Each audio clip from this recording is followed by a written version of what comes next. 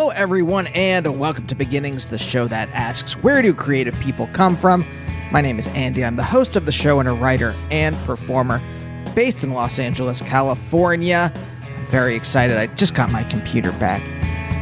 So about a week ago, the case started swelling and opening, and I Googled, why is my laptop case opening up? And the first Google result was something like, hey, your battery is swelling. Stop using your computer or it's going to explode. Apparently, as I found out when I Googled, that lithium-ion batteries, which are in, I don't know about all of our laptops, but a lot of our laptops, just sometimes start swelling with gas and can explode. A thing that I would not have known unless I Googled it. So that was exciting. It's exciting for us all to have little time bombs just sitting in front of us as we fuck around on Twitter. But I got my computer back, so I'm excited that I can edit today's episode, because this is Steve Keene. Now you might ask yourself, Andy, didn't you talk to Steve Keene 10 years ago? And yes, and we talk about all new things on this episode. And if you don't know who Steve is, why don't I read you his bio right now? Originally from the DC metro area, Steve Keene wanted to be an artist from an early age, taking off on a path that eventually led him to Yale Art School. But it wasn't until his early 30s that he realized what he actually wanted to do as an artist, and since then, Steve has become the most prolific American painter of all time, producing more than 300,000 hand-painted works via his studio/chain-link fence cage, where he paints more than 50 paintings at a time. Time magazine even gave him the moniker of the assembly line Picasso because of his unique mass-production painting style. In addition to his affordable mass-produced paintings, Steve also painted the album art for many indie rock bands, including Pavement, The Apples in Stereo, The Silver Jews, as well as many others. And a new book about Steve, produced by photojournalist Daniel Ephraim, was recently published on Hat and Beard Press. Check it out. It is well worth your time. It's well worth your time to find and buy any of Steve's works. I have many hanging around my house. He's wonderful. So yeah, as I said before, and as you'll hear me say numerous times in this episode, I talked to Steve about 10 years back when this show was hosted by me and my writing partner at the time, Mark, and I actually went back and listened to it so that I didn't ask Steve the same questions. I thought I was going to cringe, but it wasn't bad. It wasn't bad. I don't know if I would go back and listen to those episodes from the first couple years of doing the show, but I don't know. Maybe it's interesting. Maybe it's interesting to hear someone who's trying to figure things out, as Mark and I were at the time. And we did figure things out, and Mark figured out he did not like showbiz, and I believe he is a senior editor at The Dodo, which is a wonderful source of joy for Naomi and myself in these dystopic days. So, anyway, I hope you enjoy this. I think we get into some new things, some interesting stuff. I get the feeling that Steve is not a huge fan of being interviewed, but he was pretty open in this, and we talk a lot about his style and how he kind of got there, as well as growing up around DC and what that meant. So, I hope you enjoy this. If you do and you want to check out other episodes of the show, I don't talk to artists very often, but I've done a ton of episodes with artists, including people like Marcel Zama, Wayne White, a lot of people from comics like Jackson Public, Sina Grace, Paul Hornschmeyer, Lisa Hannawalt. So check out those episodes if you want. If you want to subscribe to the show, you can do it wherever you get your podcast from. I'm on Twitter and Instagram at Andy Beckerman, and I got a lot of great episodes coming up. Well, speaking of artists, Mike Allred, wonderful comics artist, coming up. That was really interesting. Casper Kelly, great writer for Adult Swim. Britt Lauer of the acclaimed, and rightly so acclaimed, show Severance. Half-Handed Cloud, that was really interesting. So stay tuned for those. But for now, let's talk to Steve.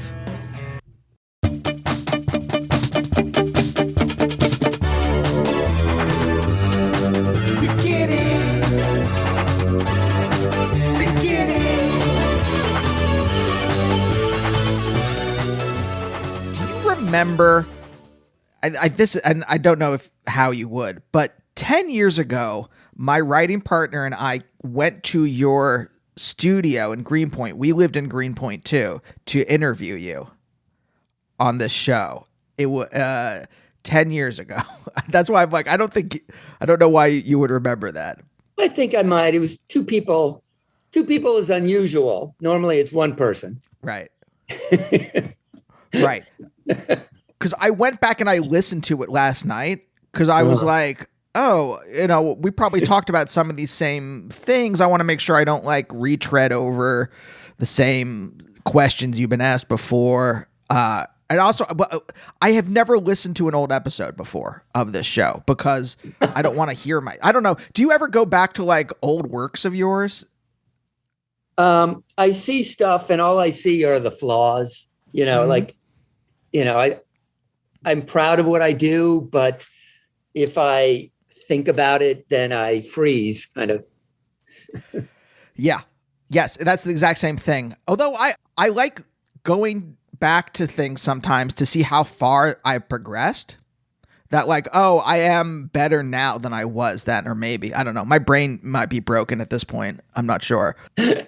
I don't think that way because I try not to change what I do. I've been painting in the same style for about 35 years. And, my goal is not to change kind of the craft of it. I change what I want to do with my work and how I want to display it and where it goes and how, just present it. But the craft of what I do, I'm not trying to reinvent it. Is there a personal reason or an artistic reason or a philosophical reason that you are like, this is what I do and this is what I'm going to do? Yeah, I've learned that I like my work to be very utilitarian, useful. There's so many like good artists and so many bad artists, and everybody is an artist, and you don't really need that much art sometimes. And so I make these things that slip into the world. They might slip into your life. They might be at your friend's house. They might be at your cousin's house. You might see it in a restaurant and it's like, oh, there's another one of those things. I don't do graffiti outside, but it's that same sort of, I want my things to be out there because it seems funny to me. And it seems, it's not really funny. It feels that I'm possessing a place in the world, that my things, tens of thousands, hundreds of thousands of my pictures, if they're not thrown away, are out there. And so it feels like, I don't know, the entire continent is my gallery. I love that. There's this interview that we did with you 10 years ago, you said something about how like you didn't have like an artistic vision at first, right? You just wanted to be an artist. And I kind of want to go back to talk about that a little bit because we didn't really go into it that much in that first interview. But when you got to the style, you found something that kind of like emerged organically from you. Yeah, I think the work that I do right now is meant to, like the utilitarian idea again. It's meant to be these little illustrations, almost signs. I write words on them. They're like, because there's words on it, people expect it to have meaning. To me, it's like, like a goofy haiku or something like that. But people expect them to mean something. So they look at the image and then they read, 3 or 4 words and they put the picture and the words together. And sometimes it trips them up and sometimes like, oh, I get it. And I just found that not being fancy with the way I work, just kind of just loving the colors and loving simple structures was enough because I wanted them, like I'm a painter, but I'm not inventing like the whole concept of like being a good artist or like being a great artist has always been like a mystery. Like I don't get it. You just, if you're going to do this, for whatever reason, it has to be a personal thing. It can't be just like, look at me, how fantastic I am. It has to mean, it's almost like a diary, like a recording, like a journal, like something that just marks your time, marks your day. And that's why these simple little illustrations that, can go everywhere and anywhere seem subversive, and it seems sincere. And it's just kind of what for the first time, like I kind of figured out what I wanted to do with this when I was like over 30 years old. And, you get out of art school. And I think the purpose of art school is to kind of destroy you so you can then build back better, heal your wounds and be stronger. So that's the way I think of it. I just think, I had very strong ideas when I went into, like art school, and then you come out just like, God, this sucks. What am I going to do? I want to go back to the art school thing in a second, but I'm kind of curious, I think a lot of times that artists' statements, or when and it doesn't mean it doesn't have to be visual art, anyone who's making anything, right? You can have an idea of what you want to do, but really at the end of the day, if you're being honest with yourself, it is going to just be whatever your kind of body wants to do, and or the combination of your body and your brain want to do. I don't know if that makes sense or not.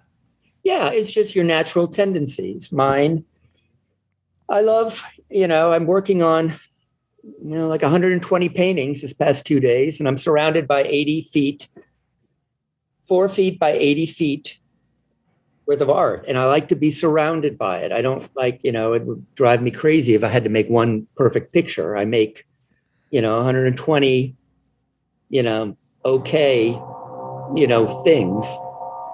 And that system, to systematize what I do, lets me off the hook. It makes me guilt-free. It gives me freedom, because it's like, okay, well, it didn't turn out great, but at least I did 120 of them, kind of thing. I felt like in the middle of the picture, which is better than just staring at the picture, hoping it's going to be good, hoping somebody likes it. Yeah. Do you think there's something pleasurable about being dwarfed by being in the middle of 120 pieces at once and being dwarfed by this? Yeah, it doesn't work for everybody, but for me, it's great, because I just like being surrounded by the structure and the color. And, last week we were in Spain and we were in Barcelona, and we, went into this park that Gaudi created with all the mosaic tiles. And it's just like ocean and ocean of color, of jagged color. And it's fantastic. It's fantastic. Since you found the style that kind of organically emerges out of you, has there been any kind of desire ever to explore any kind of different style, or have you, and it just didn't feel good to you when you did it? Well, I think deep down, basically, the style and structure of what I do is a conceptual thing. It's not a visual thing. I started doing this over 30 years ago, when, before people had computers at home, before, newspapers didn't even have color photographs in them. If you wanted to hear about a band, you would have to go to a record store or a coffee shop, and you'd go to the front door and you'd see a pile of fanzines. And it's like, oh, that's a new band. I better check out their single or something like that. And so it was a way of communicating information. And also, friends of ours were in bands, and my wife and I were DJs at college radio station at University of Virginia. And you're in a basement surrounded by tens of thousands of albums, and they're all filled with people's dreams and aspirations to be famous or just to make something sincere. And I think that rubbed off on me. It's just information. It's just stuff. And I make more stuff and people can choose to have that stuff in their life if they want. Is there some kind of, like you said before, you're like, America's your gallery in some sense, or even the world, right? And I think a lot about living out here in Los Angeles now, a lot about fame and how fame kind of transforms you. And I think about like the labor of art. And to me, the labor of art, of like visual art, of painting, and the art you make is very linked in a deep way, right? Because you do also these performances. And I think about like how much when one makes something, you make it sincerely, you put yourself into it and your ego into it. I know what you mean about putting your ego into it. See, I always copy pictures. I copy things. I copy album covers. I copy old American Heritage magazines. I copy things because for me, it's fun to kind of interpret it, to suck things in and to just kind of spit it out, in a structured way.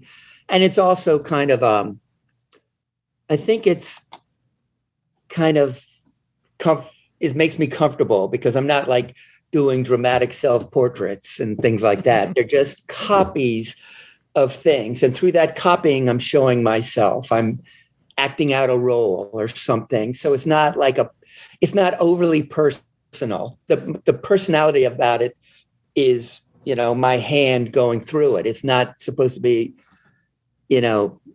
something from my soul that you're supposed to interpret. But there is something of like, I don't want to turn the camera, but like I have a painting of yours right over here. And there is something so distinct about you that's in it. And what I'm kind of curious about then by saying that, like, and why I've been like thinking about this a lot being here in Los Angeles, that like the more of one's art that is in the world, whether it's a painting, whether it is a song or something like that, right? Whatever it is. And the more that thing comes directly out of you as a person, even if you are saying that like what you do is kind of translate in some way, in that translation, you are turning it into your thing, right? In some way, you're infusing your ego, and then your ego is now like diffuse throughout the world in some way. And I wonder if that like changes. I know this is a very weird question, but it's something I've been thinking about lately, and I don't have a good hold on, and that's why I'm asking. Do you think about how like diffuse you are in a certain way throughout America or throughout the world? Does that make any sense at all? No. I know what I'm talking about. No, I mean, I don't. For one thing, I don't really know. I don't feel that because I get to have shows every once in a while, and they're amazing. But my 99% of my time is making these things and wrapping them up and UPS picking them up, and they go just all over. And so that's satisfying to me. I like being, a publishing house in a way. It goes out, but that it doesn't change me. I mean, I don't know what, it's just like, other things change me. I'm going to be 65 in a couple of weeks, and I've been doing this for, since I was in my early 30s. And, we saw our friends. My daughter was graduating college in Berlin. So we went there 2 weeks ago. So we went there, and then she turned 21 also. And then we went to Barcelona to this rock festival to see our friends Pavement. And, seeing those guys, some of those guys I've known for 35 years, since University of Virginia. I didn't go there, but, my wife did. So that's the stuff I think about. Like, it's funny to keep doing, to have done the almost identical thing for such a long period. And it makes me proud, that I haven't given a reason to, I'm not given a reason to stop, because it's not easy. Nobody makes a lot of money doing this, but I'm sort of been possessed doing this. Were you possessed before you found this style? Like, No. When you like would paint, did you find yourself in that flow? No, nothing really, because I've always questioned, what's good or bad. And, you go to the museums and, if you see a Rembrandt or El Greco, that's great. But then you go to art galleries and you see a lot of stuff that's interesting, but it's like, well, why is that? Why is that special compared to this, compared to that? So then it was just, I think it does come from it, do it yourself kind of thing, of punk rock. If like you don't see it out there, you just make it up yourself. And then you like, I always never liked the idea that if you're a lousy artist, that means you shouldn't be an artist, because you should be an artist if it's the only thing you want to do, no matter what other people think about what you're doing, whether it's, artist meaning music or visual art or something. Like if it gives you energy, if it's what you think about, then it's perfectly valid, no matter, I never really put the two. I never liked the idea like, oh, you're talented. Oh, you're not talented, because there's so many different kinds of talents. It's not about good or bad. And like, my paintings, by doing 100 of them, I try my best. I want them to look like paintings by Vermeer, but they're kind of mushed up looking, but it gives me energy. At the end of the day, I'm kind of excited about, wow, I did all that. I can see what's wrong with it, but it's still, oh gosh, I don't think too many other people have done this today kind of feeling. I'm kind of curious. I said I want to go back to like talk about art school a bit, because you went to, I made up a story in my head, and I'm curious if this is accurate, right? You actually spoke fondly a couple minutes ago about like the process of art school kind of breaking you down. And I was wondering if you could talk about that a little more. And then I want to like delve a little deeper if that's cool. I don't know. I don't know what to think about it. I was 25 years old and I went to, Yale graduate school, and I went for printmaking. I didn't go for painting. And then once I got there, it's like printmaking wasn't fun because they didn't like the way I thought about making prints. I don't know. I just like to make, I think I like to copy stuff back then. I didn't really like to be particularly interesting or have a, I don't know. Art school is a weird thing. I don't quite get it. I understand. It's, I don't really know what to say about art school. I think you got to go to it if you want to go there, but I don't know what it's there for sometimes. Because the thing that I think about when I think about, say, Yale, like any of the Ivies, right, is you go in and you're going to be broken down and then reformed in their image, right? In the image of like what I would say like elite, whatever discipline you're studying, whatever the elites in that discipline. Yeah, that didn't happen. That didn't happen with me. I got broken down, and I reconfigured myself in the image of Gigi Allen or something like that. It's just like something. It is really different than you're supposed to do. Right. That's what I was about to ask, where it's just like you come in like you come in with, I guess, a punk or a DIY sensibility. And I'm kind of curious like what that was like, because I did the same thing. We talked about this slightly in this first interview again that I listened to last night, but that like grad school for whatever just wants you to kind of like learn the discipline in the way that they want you to learn it. And then you have to wait, like if you're in academia, you have to wait till you get tenure to do the thing you want to do. And I was like, I don't want to wait 20 years. And I kind of rebelled against like what they were telling me. And I'm kind of curious if that was what your experience was like there, especially at Yale, which is like very much, I would assume very much like this is the way, fine art is supposed to be done. Yeah. I try to think, I think about it all the time. Like, what are you supposed to do in grad school? Like, what was I supposed to do? Like, I just think of, I also worked in a restaurant. I worked at this place called the Old Heidelberg. I was like the only person that worked in a restaurant, and it was fun. It was really fun. I always worked in restaurants. I was 35 years old until I didn't have to work in a restaurant that I, could kind of sell my work the way I do now. I like, and I like New Haven because we got to see a lot of music there and stuff, but it's just like the art school stuff. I don't know. It got very thin feeling just to go to art school and have crits with famous artists. It felt a little,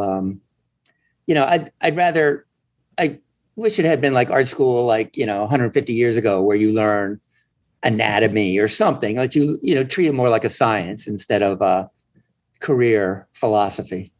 I mean, was there anything useful besides the breaking down process, right? Where you kind of found yourself a little bit. Was there anything useful about the thing, or were you constantly butting heads with people? No, I didn't. I was in awe of being there, so I didn't really butt heads. I was just kind of like, just say, okay, that makes sense. I'll do that. And it was kind of boring. I wasn't really, interesting or provocative. I wasn't, I just wasn't an interesting person or anything like that. I mean, I just, 10 years later or 6 years later at the radio station, that was my grad school. That's the way. In University of Virginia. Yeah. Yeah. So do you mind if I go through what the timeline, like where did you go to college? Went to Virginia Commonwealth University. And then I went to grad school, and then we moved to Charlottesville, Virginia. And then after a couple of years, my wife went to grad school at UVA, and then we moved to New York. What was she studying at UVA? And she's an architect. She's an architect. Oh, interesting. So, okay. So you're there at UVA and you're both part of the radio station, or you're volunteering? Yeah. Like what drew you to that? Creativity, the whole idea that if you're in a band or you want to make a band and you can actually play an instrument and you make cassettes or there were hardly even any CDs back then. And you go to a show and try to sell your cassettes. And I just thought that was thrilling. I thought that was so cool, the way to sell your creativity is like, please buy my cassette. Please buy my performance. I loved it. I'm going to say that it was an epiphany or something like that. But do you remember the moment where you're kind of like, I don't even know how to characterize it necessarily, but where you described in this earlier interview that like you were kind of just like, and you wanted to be an artist, but you didn't have much of a vision or something like that. And then you found this style like when you were 30. Right. Mm-hmm. Do you remember was it just like goofing around with art that you came to it, or was you actually had a kind of like cognizant thought about how you wanted to go about making? No, I had an epiphany. I sort of slowly worked up to the style that I have. It's kind of like a generic pop art style, meaning copying things. I would paint less and less, stuff. I never really did abstract pictures, but I paint less and less stuff like, sitting outside or painting what's in my room. And so I just started to copy things, and it was kind of my pop art kind of thing. And then I had a show, like a friend of ours in Charlottesville had an art gallery in their house, and they would have these shows that would last they'd open up their house on the weekends. I guess the shows would run for like 3 weeks or so. And Saturday and Sunday, you could see the art they moved all their stuff out of their living room and would have shows there. And I had a show there, and I had like about 200 paintings, just kind of like what I do now. And everybody had a different opinion about which picture they liked the most. Everybody went running to their pictures. The pictures I would sell for like $5 a piece or something. Mm-hmm. So it was like very, it was fun. It was fun. People had fun. It was like a yard sale when everything was like really, really cheap and you got to get it while you can. And so that was the moment. And in 1991 at Liz and Kelly's gallery, I think it was called Gallery X. And that was the moment, it just made sense. Like, wow, this is the way. I'm kind of curious. Did any other parts of your life change as you kind of like had this epiphany and as you kind of settled into who you actually were as an artist? No. So, sorry, go on. I mean, what changes is you devote more and more time to it. I mean, I've always just done my work, just wanted to be, working in my studio all the time. But it wasn't until I figured out a way that I could basically give away my art that I, was satisfied. That felt very satisfying because it was fun. It was different. It was always surprising to people that, that I would do that. Oh, that's interesting. So do you almost have like a firewall up? Or I don't know what it's, but the only reason I'm asking is because like when I kind of figured out who I was as a writer or as a performer, even whatever, right? I think like my life, like I felt better about everything. Like it kind of like leaked into the rest of my life. And that's why I asked that. Oh, sure. Those things, you develop confidence of many things, but when I first started doing this, it was like I was flying because there was no boundaries for me. It was unbelievable. And then as years goes on, you get satisfaction in different ways. You know that your original intent changes because you can't live. Not that you can't, but it's very hard to live in a vision, to live in a dream. Reality sets in and you become self-conscious of what you're doing and you want to push it and you want to have different kinds of experiences. So it's not about changing the way my art looks, but I am grateful whenever I get to show my work. Like I've had, interesting experiences really, shown in museums and galleries and art fairs. And that's the thrill. That's the excitement of being able to present the work in different ways. But, when you first start out doing this, when it's the first, like this big bang of like, wow, there's no more rules anymore. It's nobody can tell me what to do anymore. It's just, this is good. It doesn't matter what the rules are. That's, magic. And you can't recreate those first few years, but it evolves, it evolves your intentions on why you're doing things. And, your life changes. I've got a 21 and an 18-year-old and, we live in New York and we pay taxes and pay mortgage. And, there's a lot of started out doing this, we're just, paying $500 a month rent kind of deal. Mm-hmm. There is something about that moment though, about the like, oh, I don't have to do what I'm supposed to, like, whatever, right? Whatever art or write, whatever your discipline is, right? Oh, I don't have to do this. I can kind of do what I want and develop my own style that way. Like that moment of freedom is like, it really did change my life. Like in a way that, my life is just so much better since that moment. Oh, it was life-changing. It was life-changing.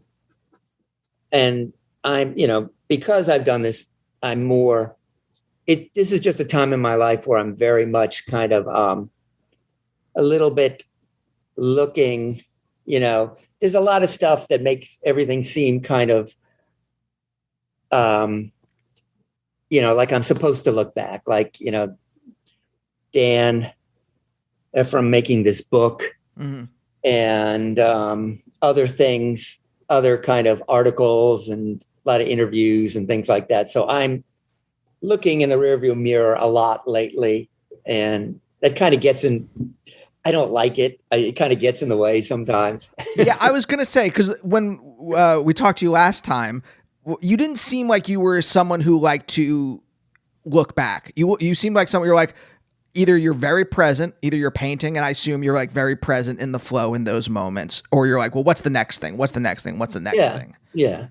That's what I'm happy when I'm fully involved in the next thing. And I'm, if I don't have the next thing coming up, I make my own next thing, but other people don't, it's just a lot of talking lately. I mean, I'm super flattered to be interviewed, but it's funny how, there's a lot of signposts saying that, oh, it's time to, kind of take stock about what you're doing. And I don't want to. Right. Is it that the past is boring to you, or just like you don't like navel gazing? No, it's not boring at all. It's just, it went by very fast, because I was very much in the moment. This is what I do. I do this. I don't do anything else. I do this. And it's very much, time is like an accordion.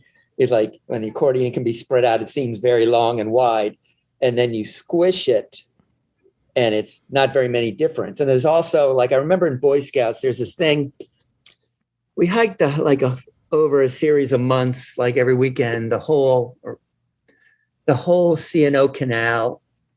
It's in Maryland. And there's this thing called the Paw Paw Tunnel, which is like this weird tunnel that had a canal in it. And you stand at one end of the canal, one end of the tunnel, and you see, the opening, you see where the end of the tunnel is. You just look through it, you can see it. But then when you're in the middle of the tunnel, when you walk in, it's like the beginning is very far away and the exit is very far away, and you're in complete blackness. And then when you get to the end of the tunnel, you look through it and like the beginning of the tunnel looks really close again. So that's my haiku today. That's my poetry. No, I really identify with that. Like, the older I get, this is very dumb, but like my one cat gets medicine in the morning and night. And so my wife and I keep track of it on a little erase board on the fridge, right? Did he get his medicine this morning? Did he get it in the night? That way we're not like double medicining him if we're not in the house at the same time. And I'm seeing my life measured in doses of cat medicine, right? And it's just like every day, like you write the new day on Monday, Tuesday, Wednesday, and the week goes by so quickly, just measured in, I mean, some dumb version of T.S. Eliot's Proof Rock, but like, do you know what I mean? No, and exactly, like working on a set of paintings, it might take me 2.5 days. It might take me 4 days to do what I need to do for the website. And, it just goes. It goes very, very fast. It just goes fast. And then it's like, whoa, I think of all the lumber that I've used and all the UPS, packages and bills and all that stuff. And it's just like, that's my routine. That's what I do. I very much like, feel like a shaker, I don't really know too much about shakers, but I feel like I'm a shaker because they just sort of keep their head down and try to do their work as best they can. And then, it's a very minimalist kind of existence. I mean, their goal is that they have a very drama-free existence. So the shakers are the ones that no sex, right? Or something like that? No procreation? I guess so. But besides that, they do these beautiful, beautiful minimalist furniture and architecture. And you're not allowed to marry or anything like that.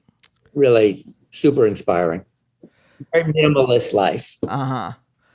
When you were younger, you had said before that you had always wanted to be an artist. Do you remember when that thought first occurred to you? I guess in fifth grade. Did something happen, or was it just like a realization you had? Like, I just always liked to draw. And also there was a library. I think a library opened up The library opened up, I think I might have been in fifth or sixth grade. That was down the street from us. And I would go there almost every day and just sit in the big comfy chairs and look at art books, look at picture books. Never really read a book, but I just like the pictures. I read art books though. I love that. Did you have like an ambition though? Like, cause I would think, and you can tell me if I'm wrong or not, but like to eventually end up at Yale, right? I would assume that there was like some kind of like deep ambition in you. Yeah. That kind of grad school kind of knocked it out of me. So I didn't like everything.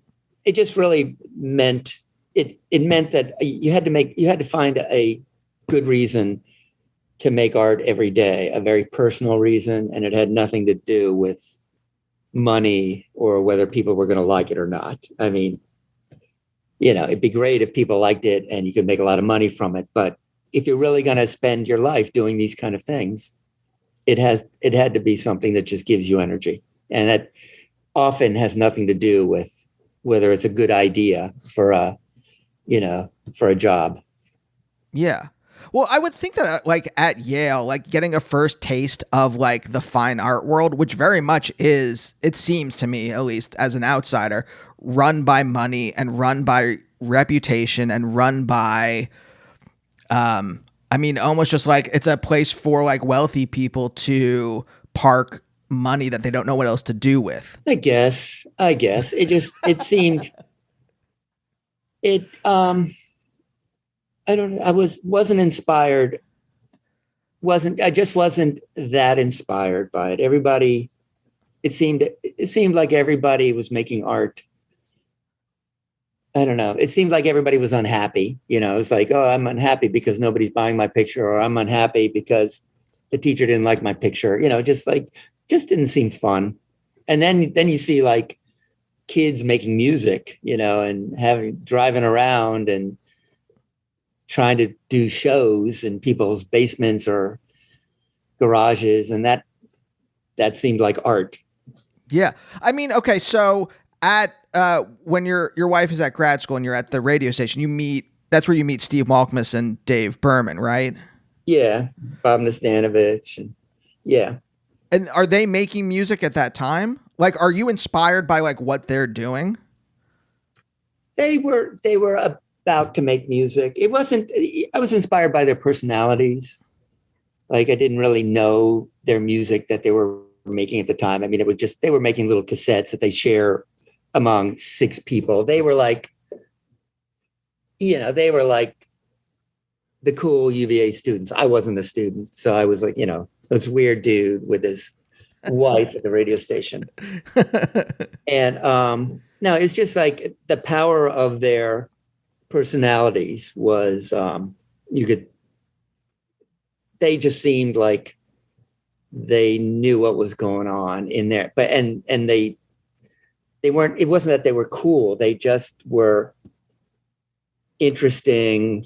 They were just like, they had something going on that was fun and funny. And like David worked at washing dishes where I worked, and Bob Nastanovich washed dishes there too. And it was just, it was like you kind of made up your reality for those few years. And that was, because nothing cost anything and you could just do what you wanted to do. So you made up your own reality.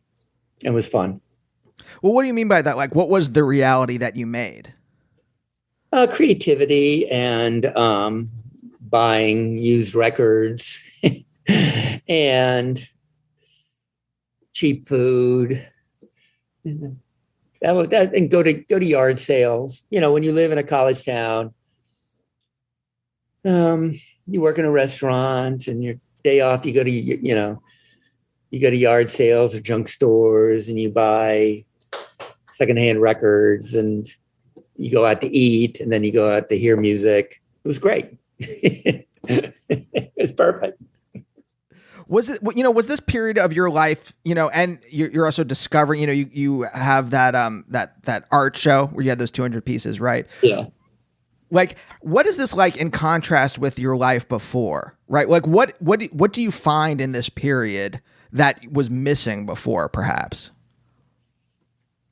Just a reason to be an artist, a reason, art as entertainment, art as surprise, art as community building. When you were younger, were there examples? It doesn't have to be artists, but were there people either in your life or just people you admired making things, whatever it was, that fed into your brain? No, not really.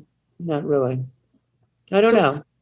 I mean, it wasn't any personal connection to anything exciting. So then, like, what was your childhood like? Like, what was the town like where you grew up? Besides Boy Scouts, was there anything fun or anything that really like enticed you or made you excited? Yeah, it was like museums. I grew up outside of Washington, and always went to museums. In high school, or even as old enough to get on a bus. I would, I lived about 5 miles away from the downtown, DC Mall or Smithsonian. So I love that. That was my life, going to museums. It's what I do now whenever I don't have to work. It's all I do. The only thing I love the most. Your dad was an engineer, right? Mm-hmm. Did you find any kind of closeness to that by making art? I know it's different. I know it's very different, but there's some kind of like structural things, at least in my mind, as again, an outsider to both engineering and art. But there are some like kind of like things that are connective in that, at least.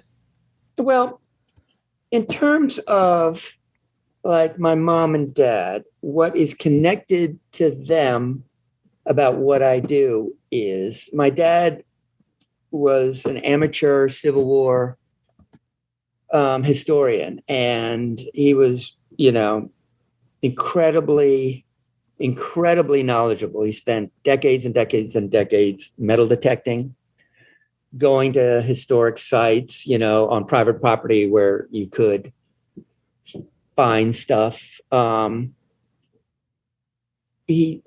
Our house was filled with all kinds of like weird Civil War stuff. And my mom like collected all kinds of like, knickknacks stuff.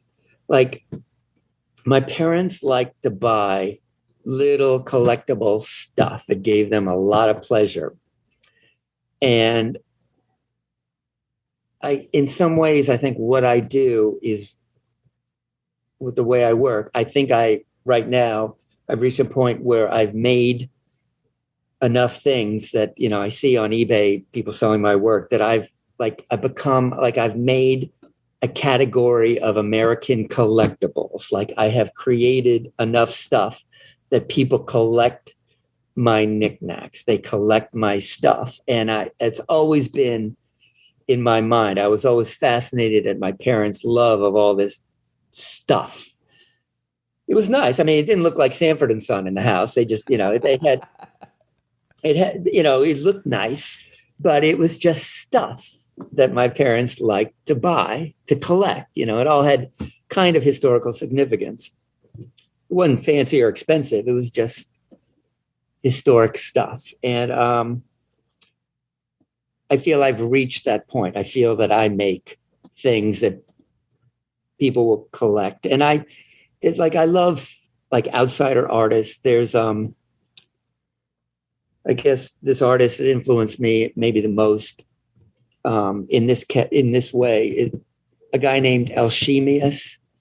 He was I guess he died around World War I, but he was a crazy guy living in an apartment in New York, and he would just paint these almost surreal looking pictures of just strange pictures of people. They were landscapes, but they were people just walking around. They're very kind of regular looking, but then you look at them closer and they're just very sinister.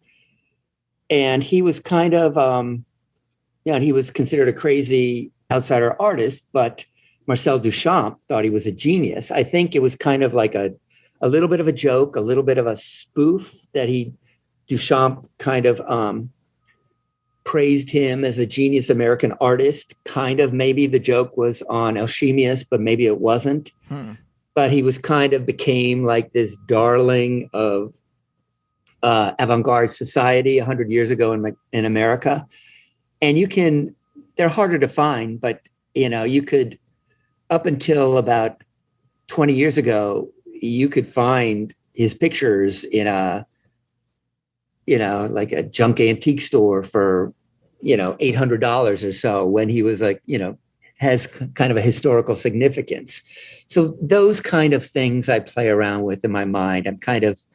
I'm into, I love the idea of things being important, but then you find them at a yard sale. Yes.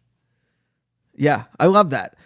Was there anything that your parents collected that specifically, was there a piece that like meant something to you when you were younger? Or was it just like the array of them was interesting or pleasurable? Yeah, just not one thing, just the idea that they did it. Were there other creative things you were doing as a kid that you enjoyed? No, all I did was watch TV. Watch TV. I had a paper route. I liked Boy Scouts. That's about it. What was this? You were a kid in the like 60s and into the 70s, right? Mm-hmm. Yep. Like, what was that time like in like outside of DC? It seems like that's a tumultuous era. It was interesting when I look back on it and I'm trying to process it. We lived a couple miles away from the CIA. Most everybody's dad worked for the government or they worked for the CIA in McLean, Virginia. It was like a normal thing. Like, oh, my mom's going, not my mom, but my brother or my mom is going to protest something today. And, it was like DC was so interesting there. I remember all about Watergate, and I remember, some people like, they were in our high school, they were like, worked for Nixon, and, they had to leave the school, because the dad was like, fired or went to jail or something. And oh my God. I mean, I even, even in, when I worked in a restaurant, like Supreme Court Justice Rehnquist's daughter worked at the restaurant for a while there too. And, it was a different time. It was a less, it was a crazy time, but you don't think of Supreme Court justices, family members being able to do these kind of things now. Right. It was cool. Do you think you were like self-aware as a person at this time? No, I don't. No. I mean, I did what I did. I liked art. I wanted to move to New York City and be an artist and work every day making art and not having to do any other jobs. So I guess I'm a success. Yeah. Well, yeah, that's what I was thinking. I'm like, okay, so you did have some kind of like core ambition, and it was of course. Yeah, the siren's call of New York and the idea of being an artist in New York. That's what brought me to New York eventually. Yeah. And it took me, reason I asked that, if you were kind of self-aware of this as a child, was like, I wasn't. I was kind of like closed off and not really paying attention to what was going on inside up until like my late 20s. And then I finally kind of figured it out. And I ask this question a lot because it scares me, because I could have easily not ever figured it out and been unhappy. You would have figured out something. You probably would have. That's why, we just saw this movie. Like it came out like a long time ago. And then I just thought of it and we watched it, me and my wife and her sister. And it was this Gwyneth Paltrow movie where she catches her boyfriend, and it's like there's two different ways your life could have turned out. And it's like her whole life is totally different just because she caught her boyfriend with somebody else. And it was just like 30 seconds, and her life would have been totally different if she hadn't. And it keeps going back to flashbacks, what her life would be and as compared to the way it changed. I love stuff like that. I love, like in La La Land, I like it if they hadn't have broken up. I just like, I just like seeing what your life could have been if you hadn't made that one decision or something. I mean, do you think about that for your own life? Is there like a moment where you could have diverged and ended up doing something else? No, I'm envious of people that could imagine different stories. I mean, I love what I do, but I am aware, like, isn't it a little strange? This is all I've ever thought about, all I've ever done. So I'm unique, not strange, but I'm very unique in that way. Yeah, for sure. It is interesting though, like in the 10 years since we last talked, I'm sorry that I keep bringing it up, but it is like, oh, that's good. Bookend these things. It is really strange to me. I'm like, oh wow, this was like a very early interview that we did. But like, I've talked to so many artists on the show, and there's something peculiar, and I don't know what it is, about visual artists where they have an ambition very early on in their lives and they hold on to it in a way that like a lot of the other people, whether they're writers or stand-ups or whatever, or musicians even, don't have that. In fact, some musicians, like I remember like talking to someone, this has happened a bunch of times where I've talked to people who like whatever their instrument is, say it's a jazz person, they play saxophone, or say it's whatever, just like a singer-songwriter and their guitar or whatever. They pick that up by accident. It's like, oh yeah, well, I had to pick an instrument to play in school band, so I picked saxophone, and that's what it is. Yeah. But for a visual artist, it seems that there's something like that grips you early on, and then you hold on to that. I think you're an artist. Maybe you're a musician, maybe any kind of art or writer, because it's a language. It's the only language you feel comfortable in. Like not comfortable, but it's the only language that you can use that really says what you mean. So that's your language. And there's also something like the idea of paint. If you love paint, you really love paint. And so you never want to let it go. Do you think we're right towards the end of the show, but do you think there's like a story or there's something from your youth that kind of like sums up what your life was like at that point?